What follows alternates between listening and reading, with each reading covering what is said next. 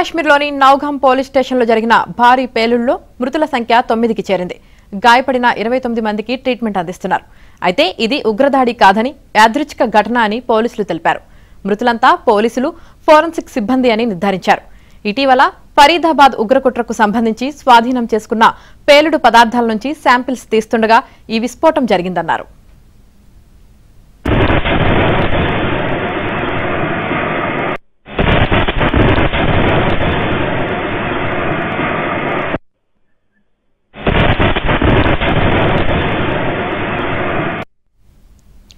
నిన్న రాత్రి 11 గంటల 22 నిమిషాల ప్రాంతంలో జరిగిన ఈ ఘటనలో పేలుడు దాటికి మృతదేహాలన్నీ చెల్లాచెదురయ్యాయి.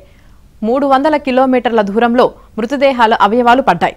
దట్టమైన పొగ చుట్టుపక్కల ప్రాంతాలకు వ్యాపించింది. శిథిలాల కింద పలువురు చిక్కుకున్నారు. రెస్క్యూ సిబ్బంది సహాయక చర్యలు చేపట్టారు. పోలీస్ స్టేషన్లో పార్కింగ్లో ఉన్న పలు వాహనాలకు మంటలు అంటుకున్నాయి.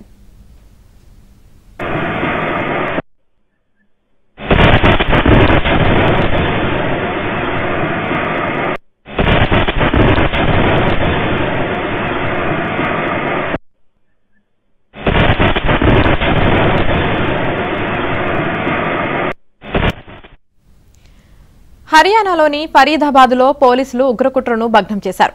అక్కడి నుంచి సేకరించిన పేలుడు పదార్థాలను నౌగాం పోలీస్ స్టేషన్ కాంపౌండ్లో ఉంచారు. భారీ ఎత్తున ఉన్న పేలుడు పదార్థాల నుంచి నమూనాలను తీస్తుండగా పేలుడు జరిగింది. భారీ పేలుడుతో పోలీస్ స్టేషన్ భవనం ధ్వంసమైంది. చిన్న చిన్న పేలుళ్లు వరుసగా చోటు చేసుకోవడంతో రెస్క్యూ ఆపరేషన్ కు ఆటంకం కలిగినట్లు తెలుస్తోంది. ఇక ఇదే అంశానికి సంబంధించి పూర్తి సమాచారం మా ఢిల్లీ బ్యూరో చీఫ్ కృష్ణ అందిస్తారు. కృష్ణ, శ్రీనగర్ లోని నౌగాం పోలీస్ స్టేషన్, జమ్మూ కాశ్మీర్ లో ఉన్నటువంటి నౌగాం పోలీస్ స్టేషన్ లో నిన్న అర్ధరాత్రి తర్వాత ఈ యొక్క స్టేషన్ లో జరిగినటువంటి భారీ పేలుడు ఒక్కసారిగా ఉలిక్కిపడేలా చేసిందని చెప్పొచ్చు. ఇటీవల ఫరీదాబాద్ లో పోలీసులు స్వాధీనం చేసుకున్న అమోనియం నైట్రేట్ వంటి భారీ పేలుడు పదార్థాలను పోలీస్ స్టేషన్ లో పరీక్షిస్తున్న సమయంలో ఒక్కసారిగా ఈ భారీ పేలుడు జరిగింది.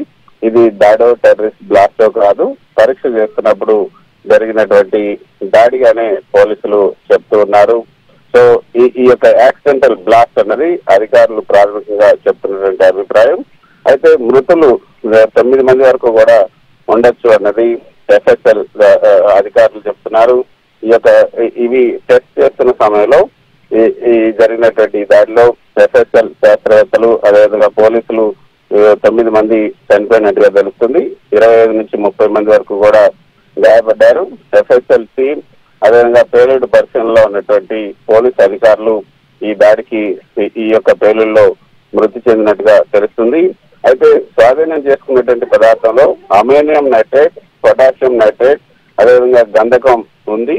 ఈ పదార్థాలను చిన్న చిన్న నమూనాలుగా తయారు చేస్తూ ఉండగా ఉష్ణోగ్రత, అదేవిధంగా రసాయన ప్రతిక్రియ కారణంగా ఈ పేలుడు జరిగినట్లుగా పోలీసులు భావిస్తున్నారు. పోలీస్ స్టేషన్ లో లోపల పెద్ద భాగం ధ్వంసమైంది. అదేవిధంగా కిటికీలు, గోడలు పగిలిపోయాయి. భారీగా అగ్ని ప్రమాదం జరిగింది. అదేవిధంగా పొగ ఒకసారిగా చేరడంతో అక్కడికి అగ్నిమాపక దళం అక్కడికి చేరింది. గాయపడిన వారిని దగ్గరలో ఉన్నటువంటి ఆసుపత్రికి తరలించారు. మొత్తం ప్రాంతాన్ని సీల్ చేశారు. అదనపు భద్రతా బలగాలను కూడా అక్కడ మోహరించారు. సమీపంలో ఉన్నటువంటి భవనాలను కూడా ఖాళీ చేశారు. అయితే కాశ్మీర్ డీజీపీ నల్లి ప్రభాత్ స్వయంగా ఘటనా స్థలాన్ని పరిశీలించారు. ఎందుకు అంతటి ప్రమాదకరమైనటువంటి పదార్థాన్ని పోలీస్ స్టేషన్ లో నిల్వ చేశారు అన్న దానిపైన అయితే ప్రస్తుతం ప్రత్యేకంగా దర్యాప్తు జరుగుతుంది. ఫరీదాబాద్ కేసుతో ఈ పదార్థాలకు సంబంధం ఉంది. అయితే టెర్రర్ కోణం మాత్రం ప్రస్తుతం లేదు. ఇది ప్రమాదం అని స్పష్టంగా చెప్తూ ఉన్నారు. ఈ ఘటన పూర్తిగా పరీక్ష సమయంలో జరిగినటువంటి ప్రమాదం.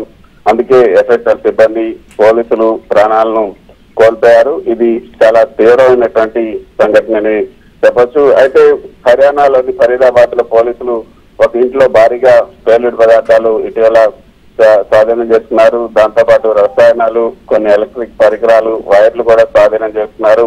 ఇవి సాధారణ వ్యక్తులు ఉంచే వస్తువులు కాదు. అందుకే దీన్ని టెర్రర్ మాడ్యూల్, ఉగ్రవాదుల తయారీ కేంద్రంగా పరిగణిస్తూ ఉన్నారు. ఏదైతే ఈ ఫరీదాబాద్ లో 360 కిలోల అమోనియం నైట్రేట్, విద్యుత్ డిటోనేటర్లు, బ్యాటరీలు, ప్రెషర్ కుక్కర్లు, టైమర్ సర్క్యూట్లు, వైర్లు, పేలుడు పదార్థాల మిశ్రమాలు, దొరికాయి. ఇవన్నీ కూడా ఇంప్రూవైజ్డ్ బాంబులు, ఐఈడీస్ తయారు చేయడానికి ఉపయోగపడే వస్తువులు. ఒక మహిళా డాక్టర్ అద్దెకి తీసుకున్నటువంటి ఇంటి నుంచి పోలీసులు స్వాధీనం చేస్తున్నారు. ఆమె ఆచూకీ తెలిగిపోవడంతో పోలీసులు ఆమెను అనుమానితురాలుగా పరిగణిస్తూ ఉన్నారు. ఇల్లు కొన్ని రోజులుగా ఖాళీగా ఉండటంతో ఇరుగు పొరుగు వారు కూడా రసాయనాల వాసన రావడంతో ఫిర్యాదు చేశారు. ఇదైతే చిన్న మొత్తం కాదు, 360 కిలోలకు పైగా ఉన్నటువంటి భారీ పేలుడు పదార్థాలు. దీన్ని పెద్ద దాడి కొరకు, అంటే ఉగ్ర దాడి కొరకు నిల్వ చేసి ఉంటారని పోలీసులు భావిస్తున్నారు. అయితే ఇందులో ఎవరెవరు పాల్గొన్నారు అన్న మీద ప్రస్తుతం విచారణ జరుగుతుంది. అయితే మళ్ళీ అమ్మోనియం నైట్రేట్ పేలుడు జరుగుతున్న విధానం కనుక మనం చూస్తే, అమ్మోనియం నైట్రేట్ అంటే ఊపిరి పీల్చే బొగ్గు లాంటిది. అదే తనంతట తానే ఏమీ చేయదు, కానీ వేడి లేకపోతే మంట ఇతర రసాయనాలతో కలిసినప్పుడు, బలమైనటువంటి ఒత్తిడి జరిగినప్పుడు, ఇలా ఏమైనా జరిగితే ఒక్కసారిగా ఆక్సిజన్ విడుదల చేస్తుంది. అందువల్ల ఉన్న పదార్థం ఓవర్ రియాక్షన్ అయ్యి అక్కడ పేలుడు జరిగే అవకాశం ఉంటుంది. అదేవిధంగా ఈ రోజు రాత్రి జరిగినటువంటి పేలుడు ఆ విధంగా ఈ అమోనియం నైట్రేట్ స్వల్పంగా వేడి పడినా, అదేవిధంగా ఇంకొక రసాయనంతో తాకినా, మంట దగ్గరికి వచ్చినా కూడా ఇది ఒకసారిగా దహనమై బలమైనటువంటి పేలుడికి దారితీస్తుంది. అదేవిధంగా ఇది జరిగి ఉంటుందన్నది పోలీసులు చెప్తున్నటువంటి వాదన. అయితే మరి ఇది ఒక్కసారిగా ఎందుకు అంత పెద్ద మొత్తంలో పోలీస్ స్టేషన్ లో దీన్ని నిల్వించారు, ఒక సేఫ్ ప్లేస్ లో ఎందుకు దీన్ని నిల్వించలేదన్న దానిపైన ప్రస్తుతం విచారణ అయితే జరుగుతుంది. యామిని.